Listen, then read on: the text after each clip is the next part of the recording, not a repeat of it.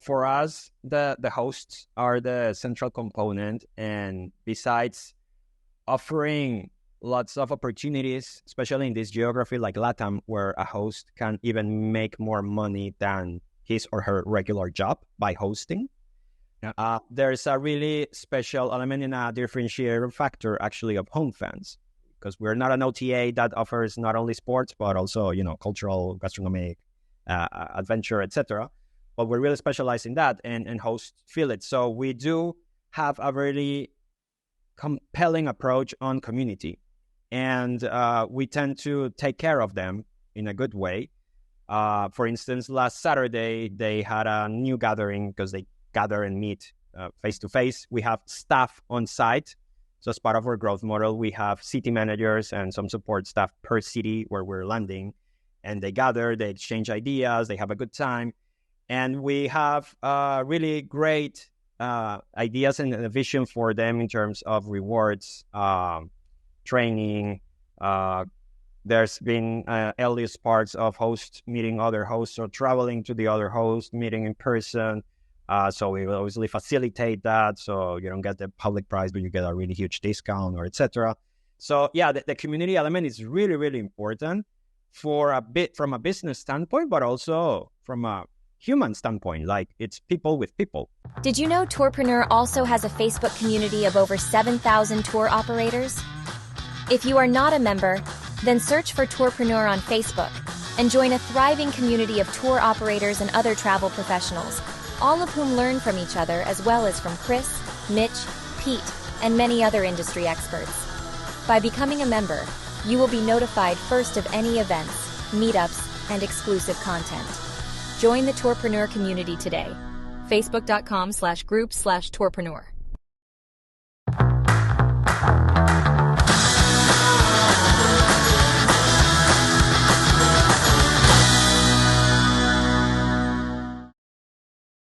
Welcome, Tourpreneurs, to another episode of the Tourpreneur podcast.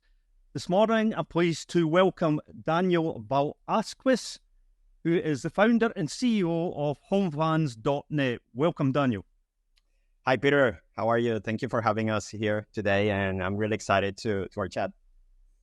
Great. So HomeFans is a sports experience marketplace where travelers can book sports experiences basically anywhere in the world. I think you're specialising in South America at the moment, but anywhere in the world. And they are matched up with local hosts. Is that correct? Yes, in a nutshell, we're a marketplace for authentic sports experiences hosted by locals. That would be the one-liner. We are actually more focused now on two things. One, geographically, in LATAM, Latin America is our main destination market. I can tell you a bit more about the reasons why. And the second one is actually, since we're in early stage but growing rapidly, we focused on one sport, which is football. And 93% of our listings are football. It's the beautiful game, the most popular game in the world, but it's helped us develop and achieve our milestones on our growth.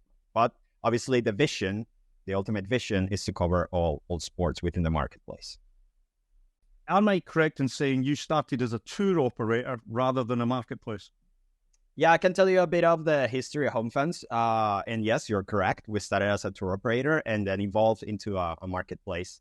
So we are two founders. It's Luke, who is Dutch, and me. I'm Colombian, but I've been living in the UK. That's why my accent is a bit different. But we started HomeFans out of our personal pain points and experiences. So really quickly, it started actually originally with Luke's idea. He is a Man United fan, but he's Dutch. And he used to travel a lot to Manchester, starting with his parents and then with friends, just to watch games.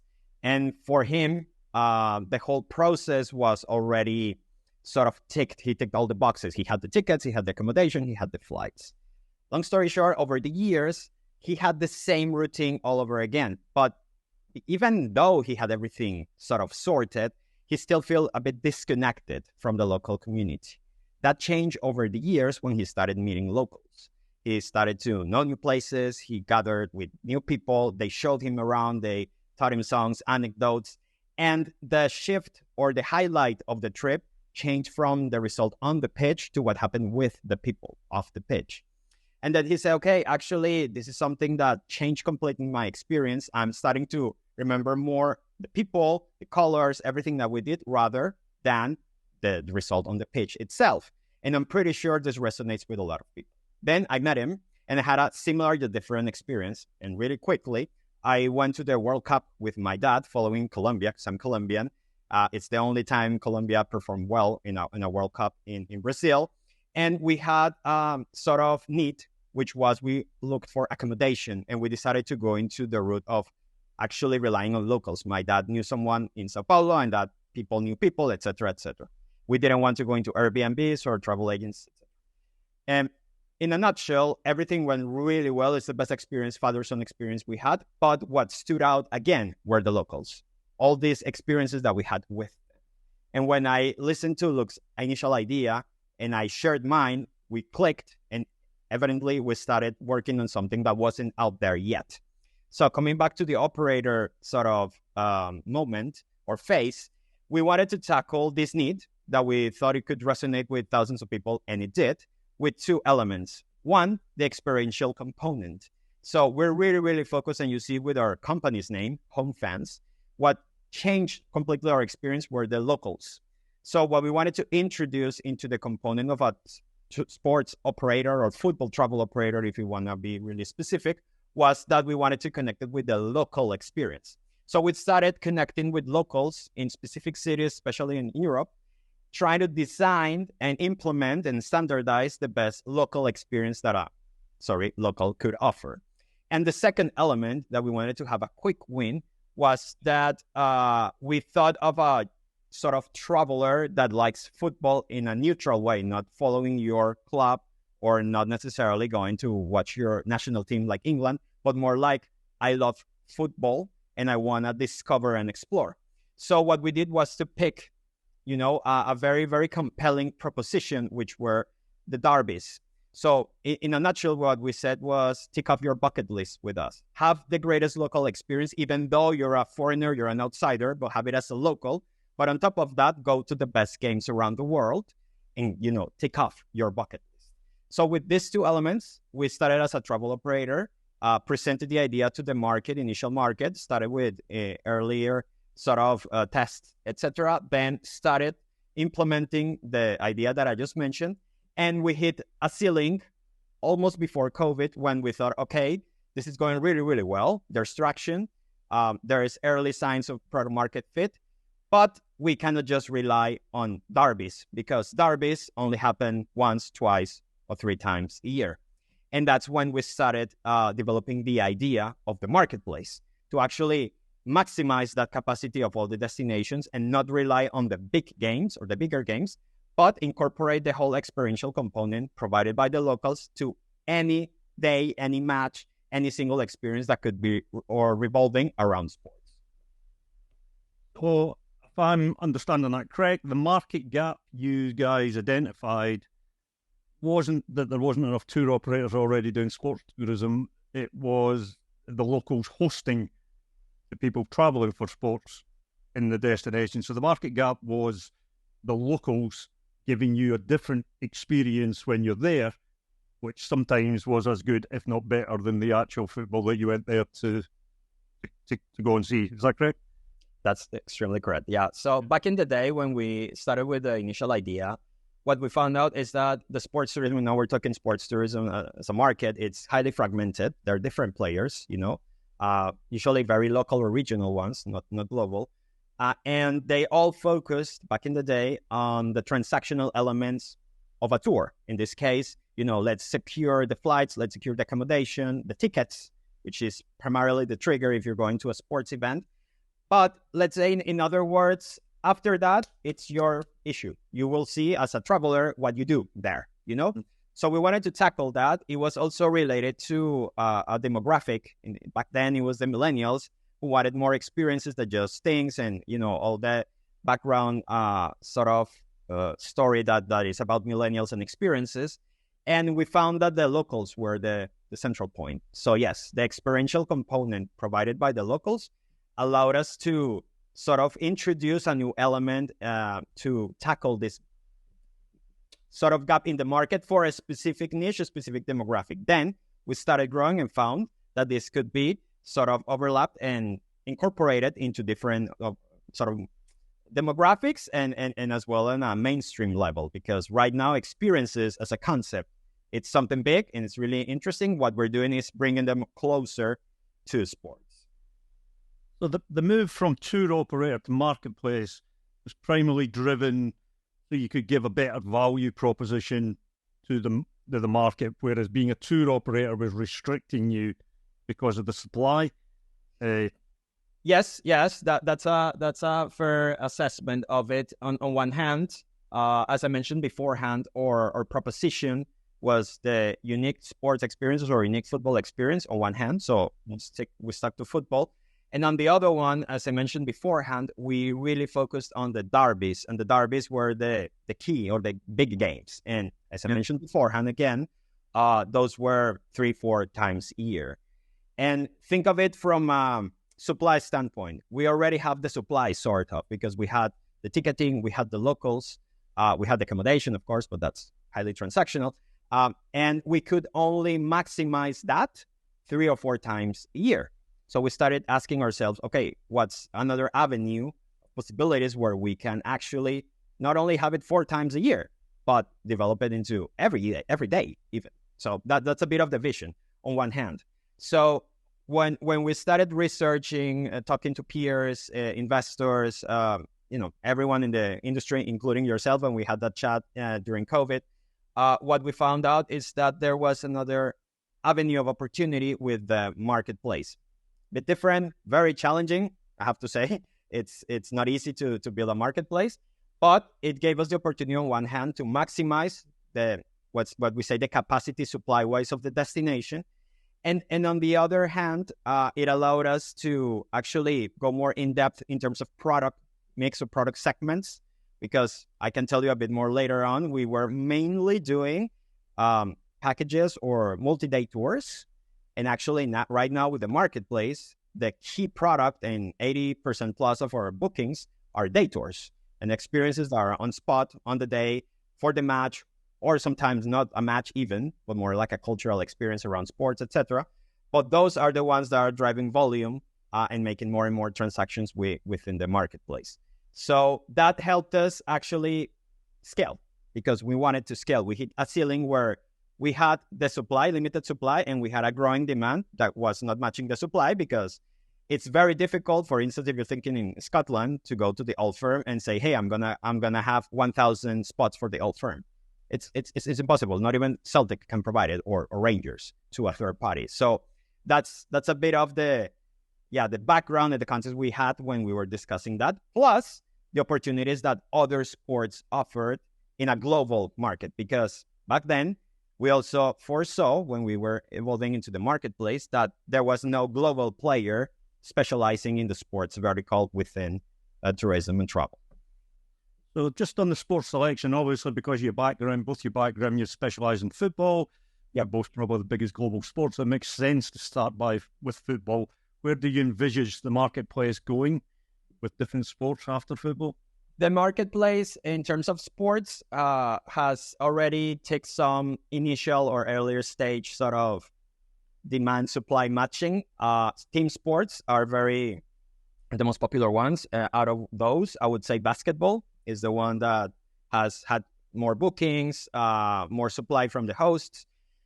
We also envision, in terms of team sports, the usual like rugby, cricket, motorsports, tennis. But right now, I think the ultimate goal or the perfect model that we envision is the US one, where, for instance, you're going to Miami. That is very popular right now because Messi has been just transferred there. And it's not only about MLS. Actually, soccer there or football is not the main sport.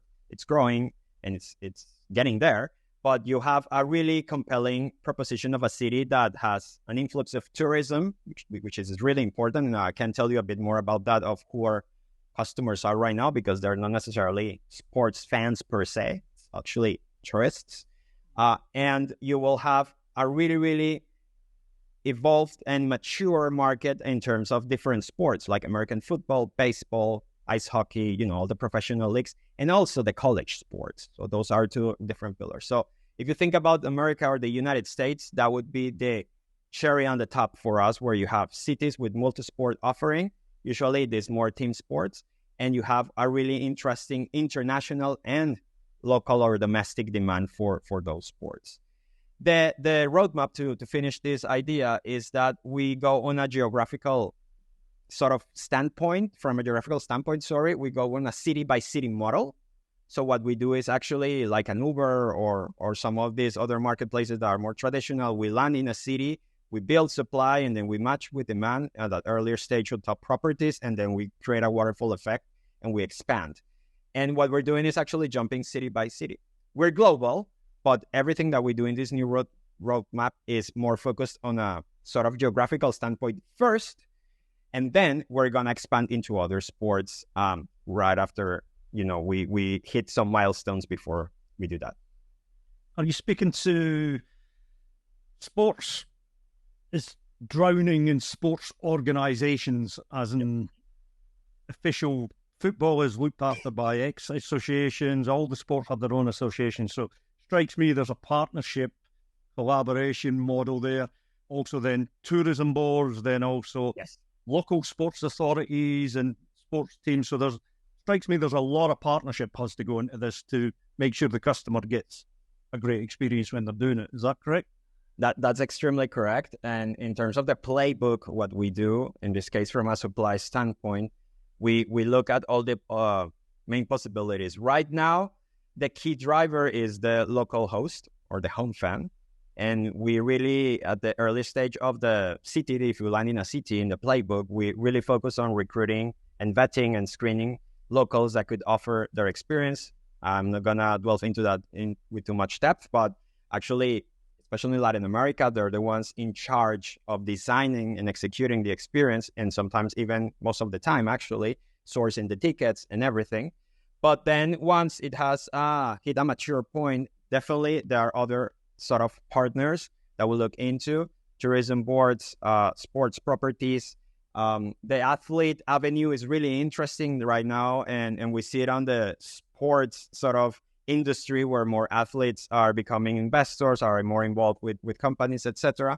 And local partners, actually, like tourism related partners like hotels, cruise lines, etc., that bring travelers, because as I mentioned beforehand, this has become more mainstream, and it's not just about Daniel, who went to the World Cup and knows all the clubs and and is following football, etc. But it could be Sam, who doesn't have a clue on football, or me, that I don't have a clue on ice hockey, but I just want to take part in an event because it's a really cool one. And what best, if I can do it with a local who can actually, show me around, teach me, etc. So that's quite interesting, because the last time I spoke to you, which God knows when it was, a while ago, during that crazy time during COVID, then you were definitely focusing on football fans then, whereas now you've got a very different audience. Yeah. So let's just explore that audience segmentation. And the reason being is a lot of the members of Tourpreneur, they haven't really nailed who their customer is. It's very easy for tourism operators to get sucked into everybody's their customer. And the reality is everybody isn't their customer. You have to do a lot of work to find out who your customer is. Yes, it often takes several years, particularly for a startup. You're not just trying to find your market fit, you're trying to find your customer fit. So your customer segmentation seems to have gone from football fan to boof. It's got wider rather than narrower, which normally for a startup, you're focusing to be really narrow initially before you blow out to a wider market. Definitely. And I'll say it in this really basic sort of statement. When we first started with Look and we were two guys having this idea and implementing something, we looked for other Look and Daniels, like people who we identify with. And actually one of the propositions or the USP of the travel operator era was more like find like-minded people, or meet like-minded people on your trips, because you probably don't know them personally, but you're going to connect because you like the same things, etc. So yes, when we started, we really narrowed it down to this in a good way. Don't take it bad in the connotation, hardcore football fan, that would travel to tick off his or her bucket list. Usually it was male, white in their 20s and 30s. They really like to travel. They travel at least once a month, mostly from Europe. That was our first sort of customer segment. And they really wanted, one important element was that they weren't following their team. They were just actually going places to discover and again tick their bucket list. As it evolved, and now especially with the marketplace, and it's driven by different factors, but I would say one is really important is also the location. So Latin America, for instance, where we're focusing our growth model for the marketplace, we start to see a lot of changes in who the customer is. Right now, we still keep the valuable customers, and we have a lot of returning customers that every year do here and there, because that's the beauty of the global marketplace, that you can go to Argentina, and then you can go to Istanbul, and then you can go to Glasgow, and then you can go to Casablanca, and et cetera, et cetera. But what's growing really, really fast right now, and it's taken in terms of the pie of the customers, it's basically tourists. We're competing against cultural experience, gastronomic experience. We're competing against entertainment in general. So usually how we find our customers or define them, it's people who are traveling somewhere and are looking for things to do. And one of those things to do, either because there's blogs, there's information, or because we target them and we sort of tell them and educate them about what the experience is, or because they're looking for a ticket. Sometimes it's also that. They say, okay, if I'm going to Buenos Aires, I might as well go to La Boca and go to Boca Juniors, La Bombonera, because it's one of the top things to do in Buenos Aires. But it could as well be a tango lesson, So in this new range, the new customer persona, or this second sort of segment, is very broad. But what we've understood is these triggers where we can connect with those who are either looking for things to do or actually already made their plans on attending a game, because it's part of that. And it's happened to me even when I've gone to the States, for instance. I don't know anything about ice hockey, but I just wanted to take part in a match. It's like, it's something novel. I would like to be in the experience. And the cherry on the pie is that we not only provide the ticket, because tickets, there are thousands of providers, but it's more about the compelling experience, where it actually gives you other added values that I can talk about later in terms of safety, language barriers, security, guarantees, etc., that make a peace of mind to the traveler and say, okay, actually, I'm going to decide to go with HomeFans to this match at La Bombonera. This is a favorite subject in the community. It comes up every single day. Yeah. People know they have to do it, but they get lost in it. Marketing strategies. What's some of the marketing strategies that's helped you basically move from being a tour operator into a marketplace? Because the minute you're a marketplace, sounds great, you can do all these destinations, but that means you have a lot more marketing to do, the hints in the word marketplace. You're going to make a marketplace successful, the marketing has to be great. Yes. It's the question.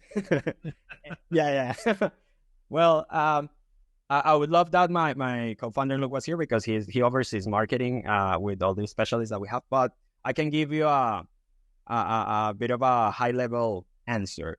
When we first started with the operator, I think the key elements, I'm pretty sure the key elements were the brand. So trying to put something novel, innovative, but that resonated with people like us, as I mentioned beforehand, like Daniel or Luke, and started to find our niche and gather here and create that narrative around like-minded people, unique experiences. It's more than just a ticket, more than just a game. A lot of video. We when we first started, let's say we had 10 destinations. We would film 4 with really, really high-quality video. So there are like short films. So around the Derby, the Belgrade Derby, the Krakow Derby, the Old Firm. I remember we had Copenhagen, Rome. And that created like a sense of excitement and inspiration, because it wasn't just a guy filming and getting the ticket and filming the stands, but it was more about the whole experience. So content creation alongside finding that right niche with, yes, some paid sort of marketing actions was the perfect combination for that. And then we built a community. The community used to refer, word of mouth, PR helped as well. We had a lot of PR back in the day, thanks to our investment rounds or the concept that was innovative. But then when we shifted to the marketplace, we found ourselves in a whole new world, because as you mentioned, you cannot just do everything everywhere. And I remember when we talked, Peter, during COVID at the first, I think it was the first year of COVID, we were actually thinking what to do. And we followed a kind of playbook for the operator, but we found ourselves, or we sort of noticed that we were wrong. Actually, the key element of the travel operator, marketing-wise as well, as part of the narrative and the USPs, was that we were global. And we are right now. But the subsequent actions of being global were the ones that were wrong for us. So let's say we had the Glasgow Derby, Belgrade Derby, Istanbul Derby. We didn't need 10 locals for that. We needed 1 or 2, right? Because, well, 1 or 2 can host a group. It's just a game. It's a weekend or 2 weekends a year, etc.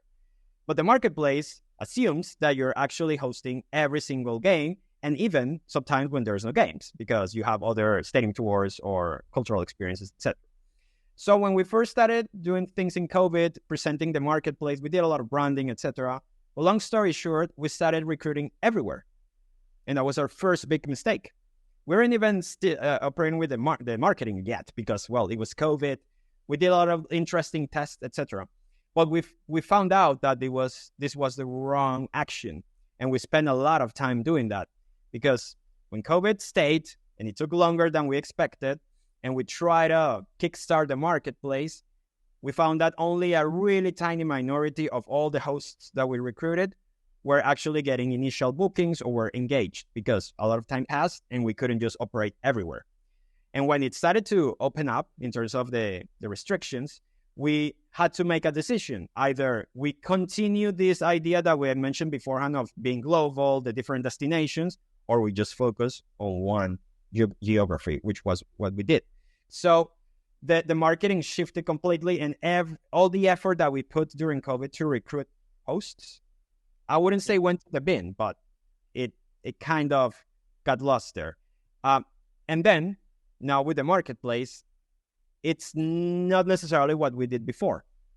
The marketplace, it's more about finding these people that I mentioned beforehand, of looking for things to do, looking for, sometimes tickets, trying to convince them on the spot, because there's not much time in advance to plan. It's more about people who are certain or are planning to go to the destination. And we have started learning and using different tactics. The number one rule for marketplaces is that actually you need to link more into organic acquisition rather than paid. And right now, 79% of our bookings are organic. And what we accomplished through the years, because we learned the hard way, we were more used to what I just mentioned before, content paid, a community. Now, people don't necessarily buy into the overarching idea of the community, like the like-minded people, etc. It's more about, I'm looking for things, I want to have it, and we're highlighting the local experience. So, yes, it has a component of paid. It's scaled up. It has a really big component of SEO. But the main thing, it's more about word of mouth. And one thing that have been really, really good and have developed is cross-sales. So I don't know if I'm talking a lot, but just to summarize, whenever someone is searching for Boca Juniors and going to a match, usually that person has ticked this box and say, okay, now I can do tango, I can do an asado, I can do wine or whatever. And what we do really, really well is, after highlighting and experiencing the experience, sorry for being redundant, and people connect with locals, connect with other people, and see that it's really, really cool and safe, we sort of on the spot offer different options. And that's the beauty of having a really dense marketplace in a location. So you have a lot more than 40 options in Buenos Aires to do after you went to Boca Juniors. And then people buy into it, not all, but most of them. And 25% of all our bookings right now are cross-sales. So people that go to Buenos Aires for one thing end up doing 3, 4, 5, 6, 7, 10 depending on who they are.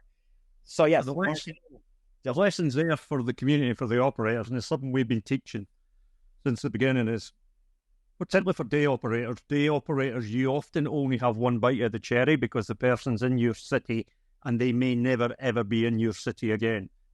And if you're a day operator who just covers that city, well, then your cost of acquisition of that customer, you're not going to get multiple bookings over the lifetime value of that customer because they may never be back in the city. So what does that mean? That means it's your duty as an operator to sell that customer as many experiences in your city as possible when they're there, because this is your one chance. And as an operator, if you turn up and you sell them your food tour and you've sold it for $79 and it's cost you $20 to acquire, or sometimes many more, you're missing a huge opportunity because it's your one-off chance to sell as much as you can to the customer. And when you've got that lead, it's all about maximizing that lead. For multi-day and other type of businesses who have multiple destinations, it's different because then you can work the customer, build the relationship with the customer and sell the customer, as you guys will be doing, and getting return customers going to different destinations. But for many of the community in one destination and only intending to be in one destination, you have to move into cross-selling, upselling. Otherwise, you'll find your unit economics over a period of time do not look that good. Yes, definitely. And that's really on the spot and we've learned over time. And when I'm talking time, remember that we kickstarted the marketplace like officially, like when restrictions eased and all this COVID nightmare happened, like was 2022 actually, because 2021 we started and then Omicron came, etc. So it's still early ages of the marketplace, or early years. And the beauty of it is that we've learned by testing that, for instance, we had the niche of the multi-days and the day tours, and we were learning more about the day tours, and I'm going to delve into that. Then we started understanding of the power of cross-selling. Then we started understanding the power of upselling. And actually right now we listen to the feedback of hosts who have told us and also we notice every time a tourist goes to, especially in Brazil where we first kickstarted this, to a game, they buy a shirt, they buy a hat, they buy a scarf. So we sat down with the host and say, okay, listen, we're identifying this. You're also telling me this. Why don't we incorporate that in order to increase the LTV of the customers? And now what we're doing is actually micro cross sales on the spot where you can choose your game. So basically when you go into our marketplace, you choose between different hosts, and I can tell you a bit more about that of differentiated supply. But once you choose the host and the game, you can then choose if you want some add-ons. And it's not a new experience. It's actually within the experience. And it's gone really, really well. And we plan to roll that out to other geographies where we are. Because that's another way, as you mentioned before, and of maximizing what you get from that customer, that you only have it on the spot that day. So, and I'm on record as saying this constantly, we haven't got a demand issue in tourism because tourism is going to double by the next 25, 20, 30 years. So we're going to go from an extra couple of billion people flying around the world doing tourism, which comes with a lot of issues. But demand is not an issue. Demand is coming and coming big. What's the community impact? You're using locals, or you're working with locals? So it has to have a community impact on the destinations that you're sending travellers to or booking travellers to.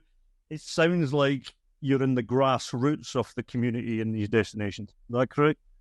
Yeah, that's correct. And yes, for us, the hosts are the central component. And besides offering lots of opportunities, especially in this geography like LATAM, where a host can even make more money than his or her regular job by hosting, there's a really special element in a differentiator factor actually of HomeFans, because we're not an OTA that offers not only sports but also cultural, gastronomic, adventure, etc.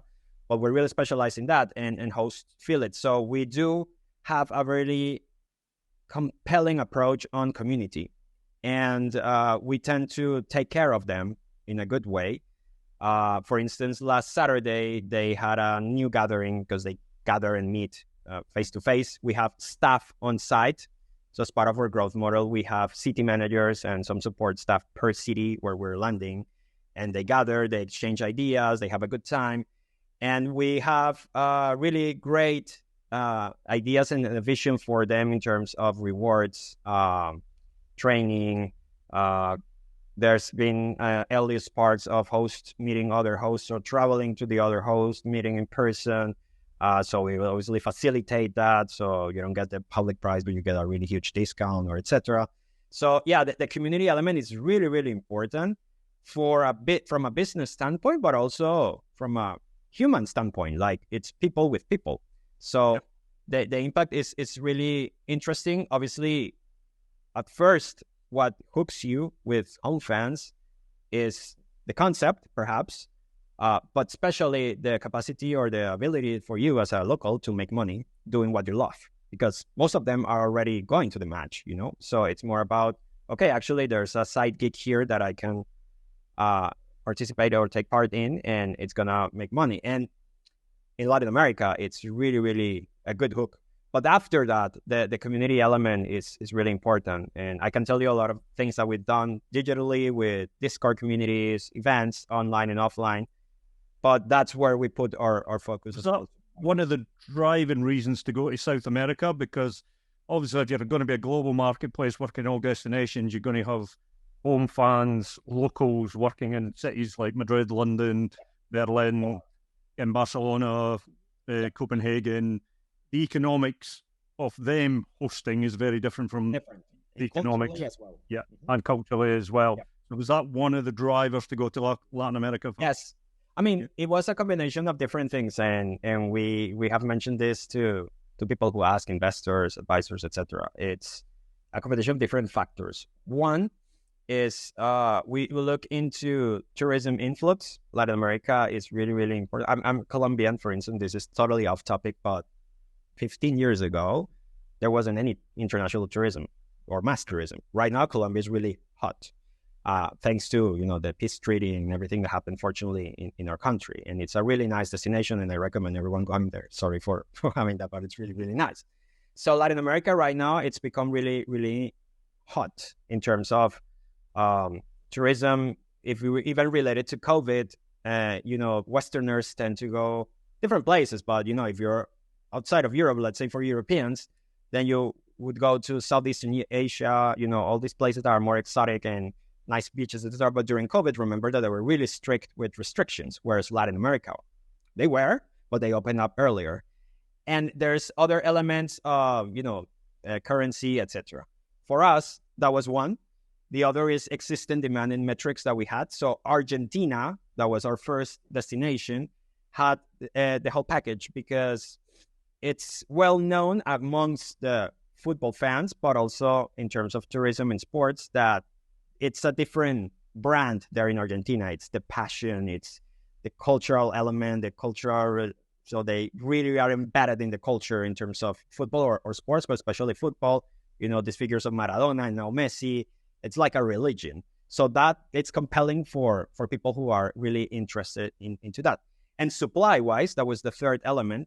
For instance, Buenos Aires offer more as I think only London in terms of football, but in other sports, it's not like that. Like Melbourne could apply for that, but London, Istanbul, but London and Buenos Aires are more relevant.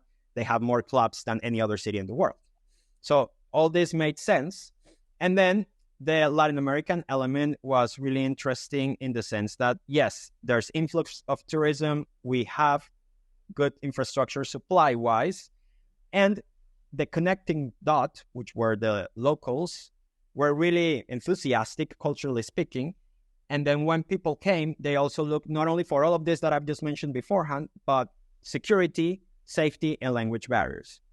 And what we're offering is HomeFans speaks your language, Peter, but also speaks the language of, let's say, I don't know, Valentin in Buenos Aires, because we know what you need. We know what you need to be provided with in terms not only of the entertainment, but all these peace of mind elements.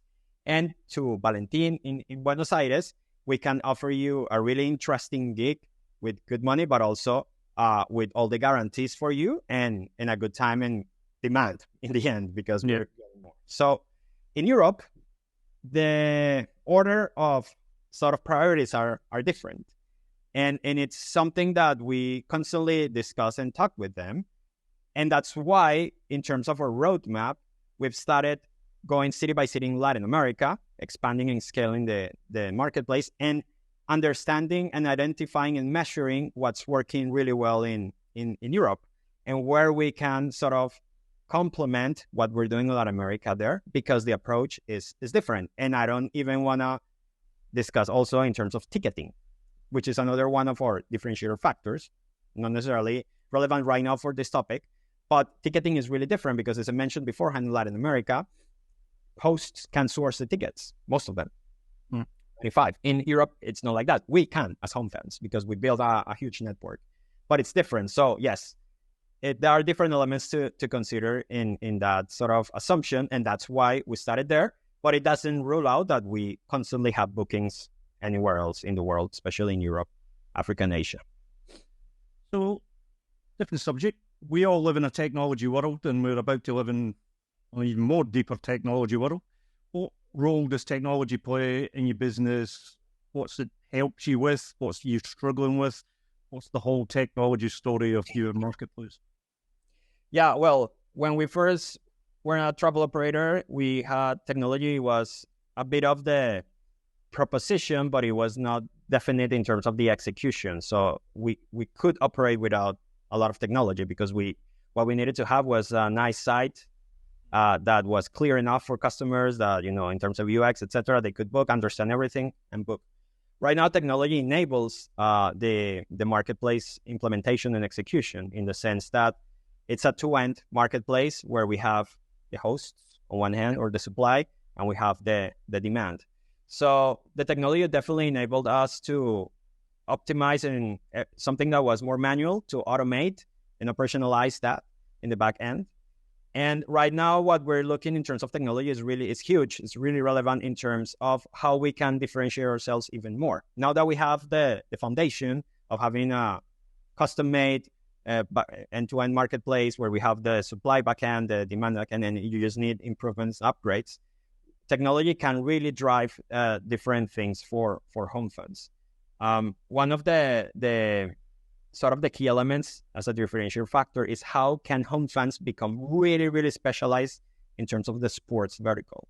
How can we have a sports DNA in every single digital experience you have as a user or as a host?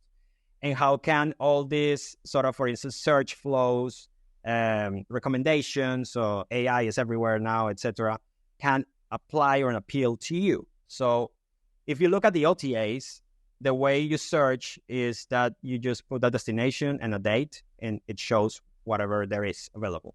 And we started like that, and we're making slow but sure improvement like that. But what if everything is recommended to you in terms of, for instance, games or activities based on your recent purchases, your profile, etc., and it shows what are the upcoming matches? Or if you look into a specific city or a specific club, it shows everything like that. So technology really helps in that for the customer, but especially for us to differentiate ourselves.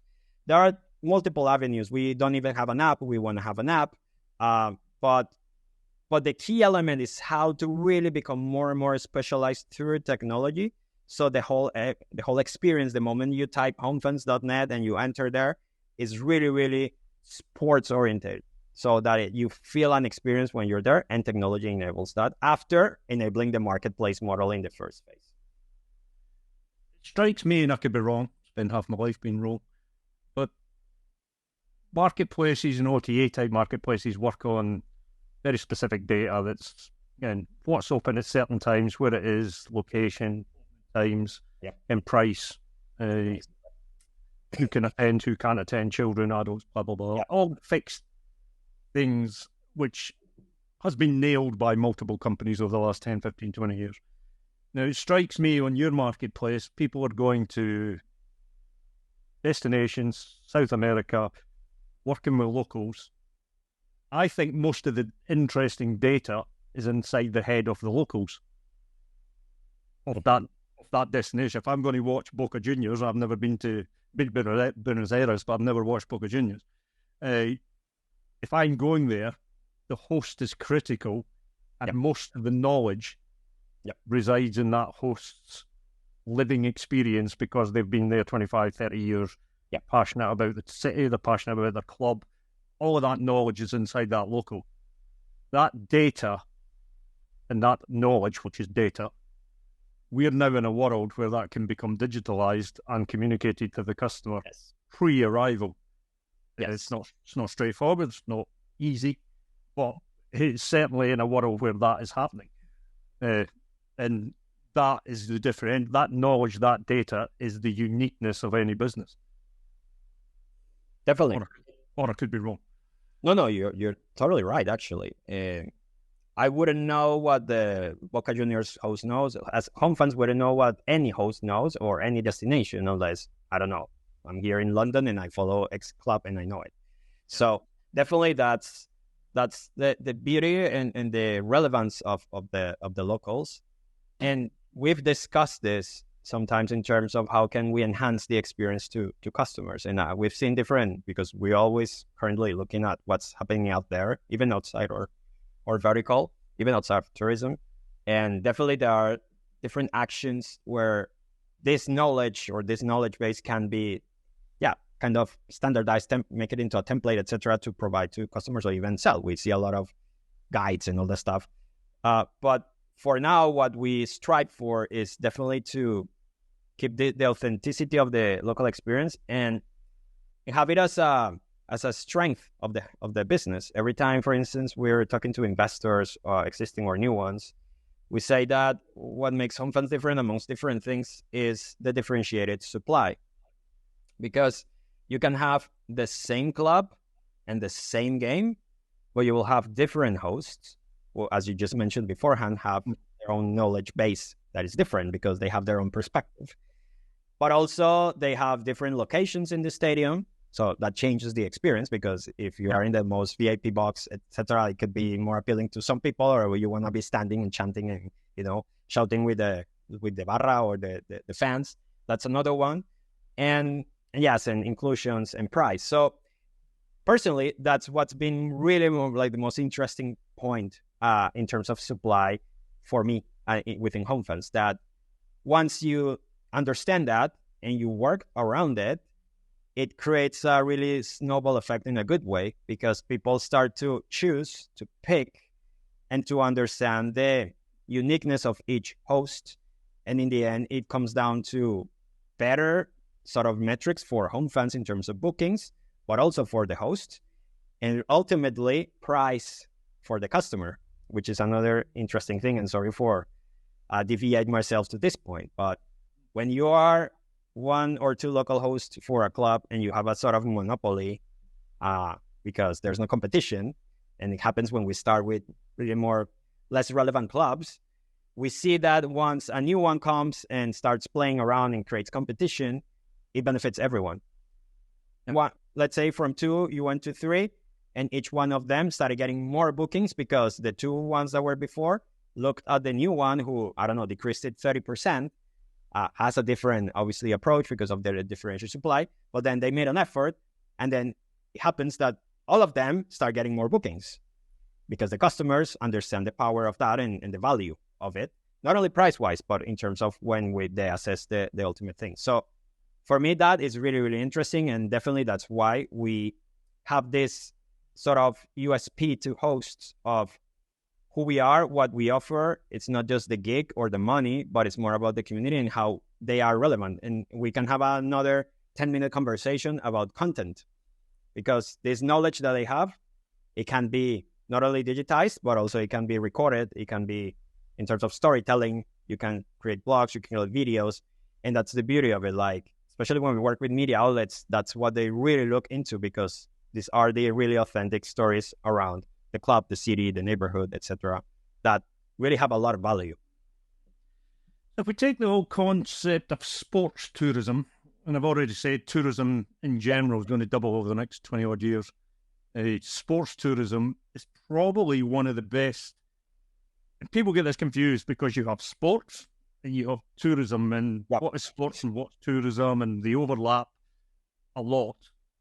But the one thing is for sure, money is pouring into sports, which then results in more sports tourism. And when we say money, we're talking eye-watering amounts of money is pouring into sports at the moment. All sports, not just football. Football's obviously the prime one. It's getting billions of dollars from American investors, from Middle Eastern investors. Golf, we've just seen a massive global deal driven by money from Saudi on golf. So there's huge money coming into sport because there's money to be made in sport and there's brand recognition. Many people would say it's sports washing, some of the money that's coming in. But the result of that money is there's going to be more opportunity of sports tourism. That's just a given.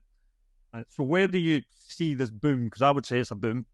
One of the things about sports is tourism and travel goes like this in the marketplace, depending economies are up, economies are down, and things happen in certain destinations.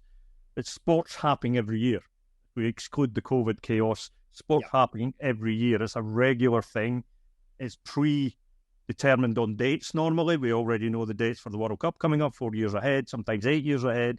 Once the regular Argentina releases its games for next year, everyone knows the dates well in advance. So you have all of these advantages of regular events occurring in every destination, no matter what the economy is doing. Sports tourism is going to happen because there's so many passionate people about it. So where do you see the future of sports tourism going? I just see a big boom and lots of money flying about, but I've not put enough thought into it to actually see where it's all heading to.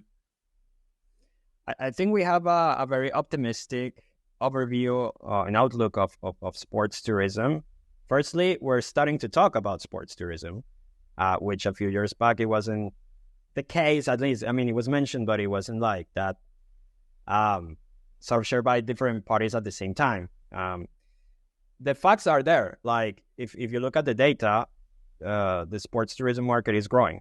And I don't want to be, a library here, but in terms of our research that we do, it's expected that it hits like 1.7 trillion by 2027 in dollars. And it's growing at a really steady pace. And out of those different sports, it's calculated that soccer or football, it's around 700 billion for 2027. So it's still a huge market. And we see that this actually mixes the sports tourism in what we do with the tour and travel and operators sort of vertical, and more than me in that. So because you have travel and tours with sports tourism, and it's a great mix, and there's a lot of opportunities to do that. We see that sports has become more and more, or increasingly more, entertainment. We feel it here in Europe. So, for instance, a club like Wrexham, that is in Wales in the 5th division now, was promoted. It's entertainment, and it's become a huge brand, and people want to go there. So it's more about how all this money poured into the sport can be then sort of used as an asset to create that sort of boom. And we call it like FOMO, in a bit. Like it's more like, yes, I know I love sports, I want to go, but it's more like I have to go there. I have to be there because this is really novel and compelling, and etc. And in the end, it's entertainment. Our vision is huge. We are totally certain, and we're just in the earliest stages in the first phase, but it's going really well, that there can be a global player, where you can centralize all these sports experiences, not only hosted by locals, but this is now our focus, and it's going really well, and it's the core proposition. But we see a lot of opportunities, and it's been done in a fragmented way in different ways. Most recently, also in the tourism sort of universe, what Get Your Guide did a few weeks back, I'm probably sure you know more than me about that, announcing the sports vertical. For us, it's a compliment, actually, because we're the only ones that were saying, jumping from bottom up, saying, hey, there's a sports tourism market. Because don't get me wrong, we talk to investors as a marketplace, different sort of verticals, etc. And some do say, I really don't see there's a market, and that's their opinion, But it's a fact that there is a huge market. As you mentioned, like, sport has taken a lot of interest in the general public. Think not only in football, what has happened to Formula One, driven as well by this new content entertainment approach, thanks to the money of the Americans, Formula One, I'm not that young anymore. I'm 39. And I remember 20 years ago, because we had a Colombian driver called Juan Pablo Montoya, who was quite good and audacious, etc. We were following, etc. And then for me, it died. But since Netflix aired this new series, instantly it caught a lot of attention from not only the traditional ones, but especially new audiences. And that has been, that has resulted in more people wanting to go to attend the events, actually. So I'm a case. I've never been to Formula One race. I'm going to 2 this year.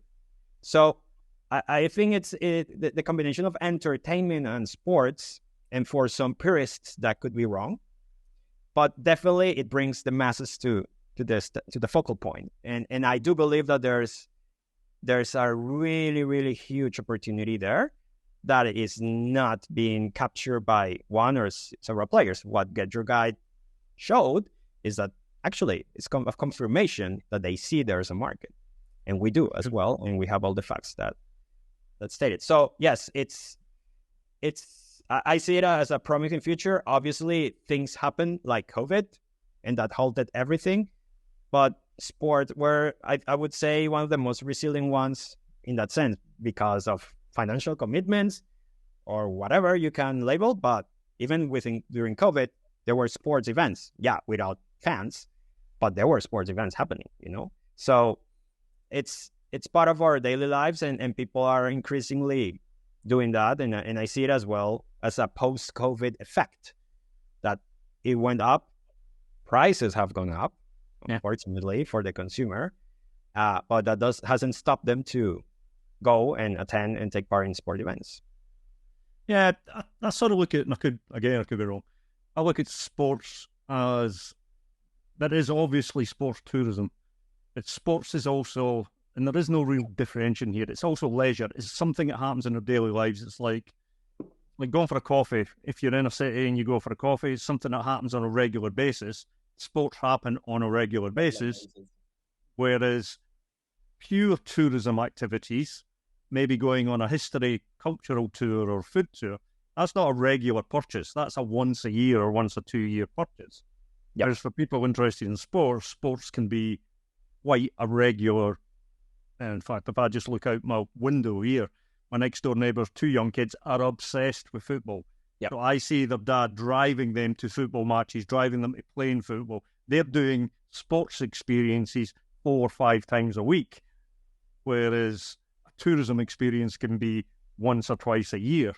Therefore, the opportunity in sports I do see is substantial because of the regularity of involvement of it, rather than a once time.